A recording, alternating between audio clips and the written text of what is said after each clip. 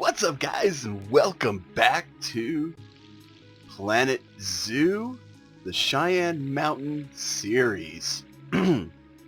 So in the last video I showed you guys that I built the entrance here, and I gave you basically kind of an in-depth look at it and what my plans were for this video. And as you can see, we've come quite a ways. Alright, now first, I did make some minor changes over here. I did add some lighting on these pillars here, and I did change these lights to white.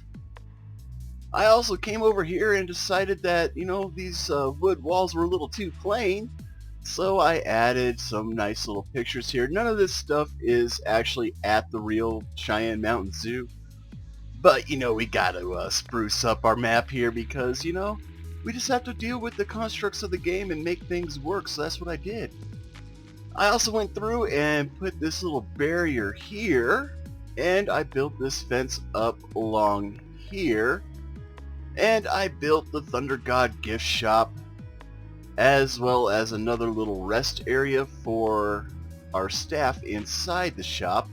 Next up is gonna be the giraffe habitat. I am looking forward to that because the giraffes at Cheyenne Mountain Zoo are the #1 attraction in my opinion. Next to the otters. The otters are really cool too. But anyways, guys, let's go ahead and take a look at what we've actually got done, and I'll explain why I did what I did. So as you can see, I put in my conservation boards. This takes place of the quarters for conservation that Cheyenne Mountain Zoo has. Again, I'm not sure what the quarters for conservation does at the zoo, but I know it's like a Plinko game, and it's just really neat. It's fun to watch when you go in and donate to that, and they give you the tokens to do that, so you don't even have to spend your real money on it. Coming in here, now in the real zoo, the Thundergod Gift shop, you come up and you do wrap around just like this. I'm gonna have to do some garden work and I'll show that, but I actually built the Thundergod Gift shop. It does not look anything like the real Thundergod Gift shop, guys. I tried so hard. I spent hours trying to reproduce the Thundergod Gift shop and have it work in Planet Zoo, and I just could not get any success whatsoever. We just don't have the right pieces in this game to build that really neat building. So I ad-libbed. I tried to keep the color scheme for the most part the same. I used the sandstone walls, and then I used the terracotta top. Let's go in. Well, actually, you know what? Let's just take a nice look on the outside here. I did a lot of decorating, lots and lots of decorating, lots and lots of trim work. And I decided to go with this African theme because the first place that you go to in the Cheyenne Mountain Zoo is the African Rift Valley. So I wanted to keep that African theme going with my designs here. And as you can see inside there, oh, don't look too hard. That's a spoiler. All right. I also decided to add in some more realism. I put some AC vents up here because why not? So let's actually go into the Thundergod Gift shop. Alright. So as we come in here, I got these little wall reliefs that I put in there. Something was funky there. It doesn't matter. And yeah, this design has changed quite a bit since I started building it. Originally, I was going to have a food and a drink shop here, and then keep just a memento there, and then have this as a picnic area, but Thundergod Gift shop doesn't have a drink and food vendor, so I got rid of that and I added my own the in-game vendors here.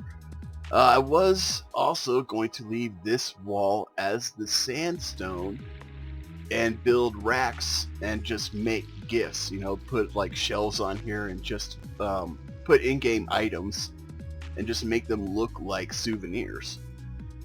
And I was like, man, that'll make it a little too cluttered. I'm not down with that. I don't want the space to be cluttered out, especially when we're gonna have guests lining up here, and then here and here.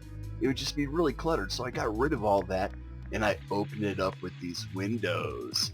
And so once we kick back that mountainside there, these windows are basically all you're gonna see is this fence and these mountains back here. So it should make a really nice thing. I'm looking forward to seeing how that turns out. I also added the lighting because you have to have lighting in these shops, And coming out here just like that, I made the path a little bit wider here as well, so that works out pretty good. I am gonna have to do some rock work in here to kind of hide that crime, and same thing down here. I'm gonna have to do some rock work to hide those crimes, but that's not a big deal. Oh, I wanted to show you guys. First off, I added this guy as an afterthought. I'm not gonna lie. I put the staff restroom there as an afterthought.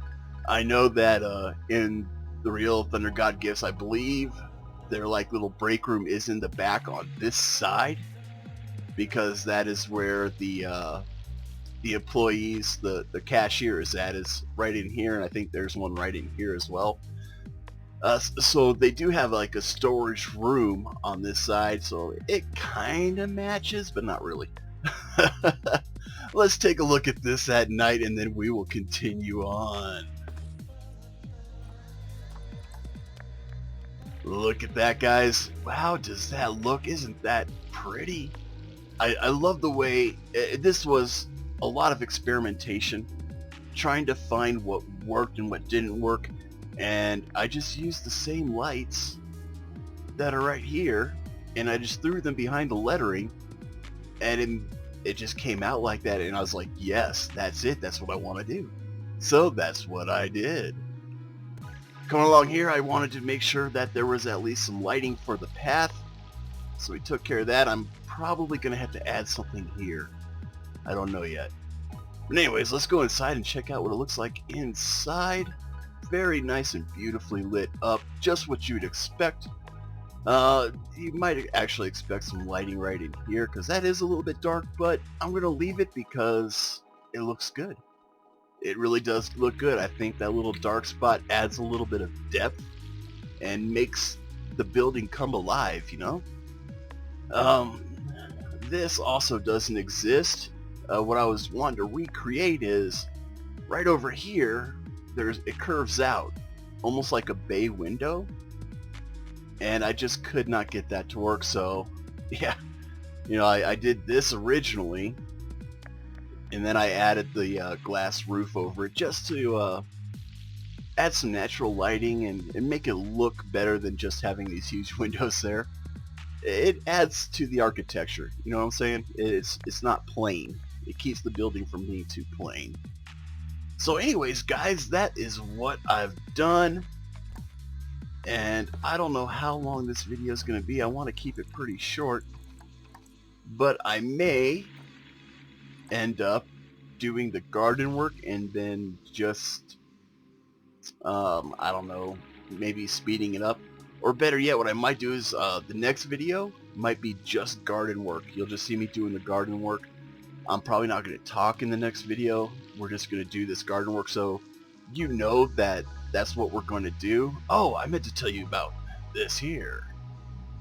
You'll see it in the next video. You'll see how it works out. Alright, I'm just getting so confabulated here. Just trying to get through this and explain it. It's kind of hard to explain the thought process when you can't visually see how it's all going to work out. So yeah, and on top of that, going off of memory, everything I'm doing is off of memory and a map of the zoo from the last time I was there, which was about a year ago. Unfortunately, I can't go now because of this whole pandemic thing, but if I could, that would make this so much easier, because then I can take photos of the things that I need to take photos of.